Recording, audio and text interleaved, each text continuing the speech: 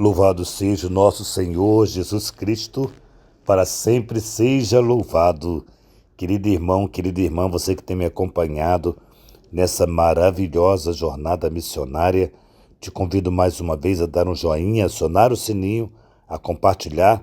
Sempre que você faz isso, o YouTube reconhece a legitimidade dessa bela missão.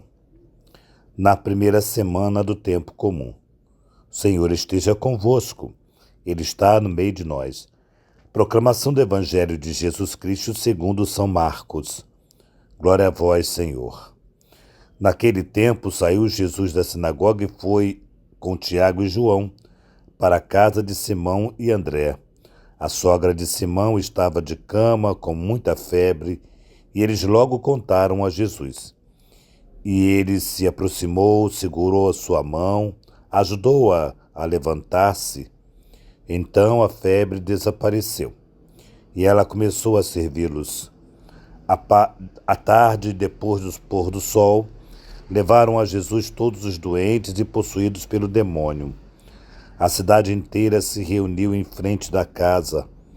Jesus curou muitas pessoas de diversas doenças e expulsou muitos demônios. E não deixava que os demônios falassem, pois sabiam quem ele era. De madrugada, quando ainda estava escuro, Jesus se levantou e foi rezar num lugar deserto. Então seus companheiros foram à procura de Jesus. Quando o encontraram, disseram: "Todos estão a te procurando." Jesus respondeu: "Vamos a outros lugares, às aldeias da redondeza. Devo pregar também ali. Depois foi para isso que eu vim." E andando por toda a Galileia, pregando em suas sinagogas, expulsando os demônios. Palavra da salvação. Glória a vós, Senhor. Pois foi para isso que eu vim. Termina os últimos versículos assim. Marcos demonstra para nós, narra para nós, o primeiro milagre físico do nosso Senhor Jesus Cristo. É o primeiro milagre de contato. Marcos mostra para nós um Jesus que é sensível à vida humana, à dor física, E ele vai ao encontro, depois que narram para ele que a sogra de Pedro estava doente. Interessante aqui esse papel da intercessão, porque mostra a sensibilidade dos discípulos para com uma pessoa que tinha uma vida de serviço, que se colocava a serviço, que tinha carinho, era acolhedora. Isso mostra que os discípulos, como se pudesse se compensar. Jesus, vale a pena fazer isso por ela. Vale a pena fazer isso por ela. E é um clamor. Às vezes nós não entendemos quando temos uma pessoa muito boa, boníssima, que levou uma vida fazendo bem, levou uma vida buscando ajudar as pessoas, fazer o bem para as pessoas, e ela fica doente.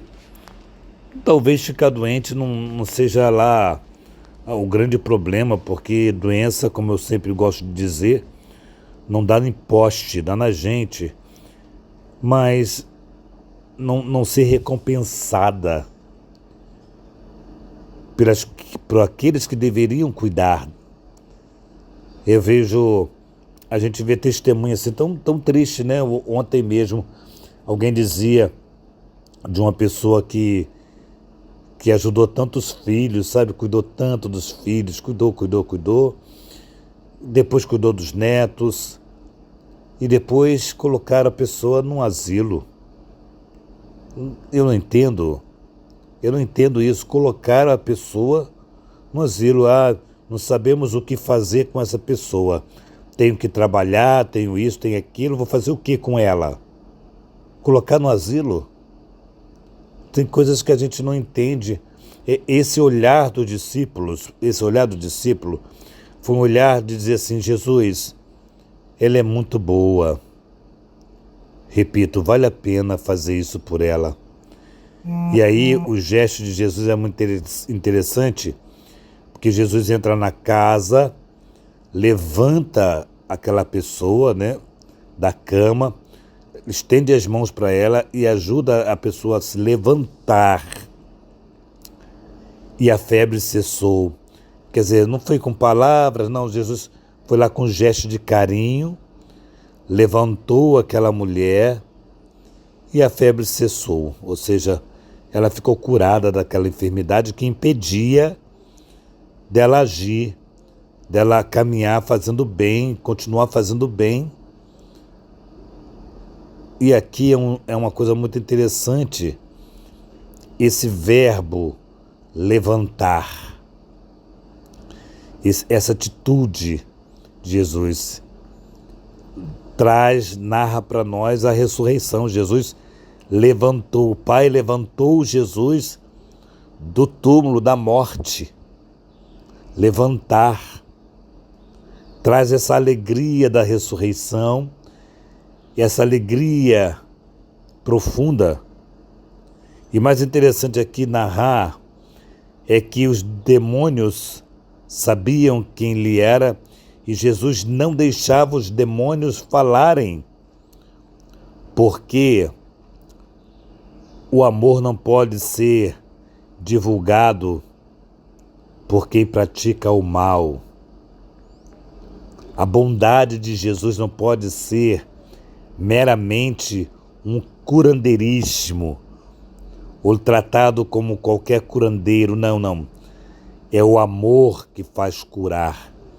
É o amor de Deus que cura e que liberta e que tira da opressão do demônio, que tira das enfermidades físicas. É o amor de Jesus.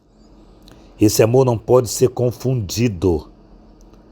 Então Marcos narra para nós um amor que leva ao serviço, e quando nós somos curados por ele, nós somos chamados a dar continuidade àquilo que a doença nos impediu. Ou seja, o serviço, continuar trabalhando em prol do outro, continuar servindo, continuar na luta para restaurar as pessoas. Então esse evangelho de hoje é o evangelho que nos leva muito à experiência profunda do amor que nos cura, que cura da depressão, que cura dos sentimentos ruins que vai norteando a nossa vida, que cura do sentimento de se sentir impreterido, desprezado. O amor chega-nos e nos levanta.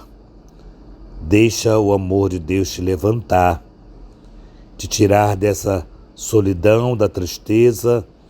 Deixa o amor de Deus agir em você. Louvado seja o nosso Senhor Jesus Cristo, para sempre seja louvado. Que nossa patrona Santa Faustina nos enriqueça com o diário, que São José, esposo da Santíssima Virgem, nos dê a graça de sermos levantados pelo Senhor Jesus, que Maria Santíssima, Rainha do Clero, nos conceda a alegria de ter uma casa para cuidarmos de sacerdotes. Ó doce Maria Santíssima, nos conceda essa graça. Em nome do Pai, do Filho e do Espírito Santo. Amém.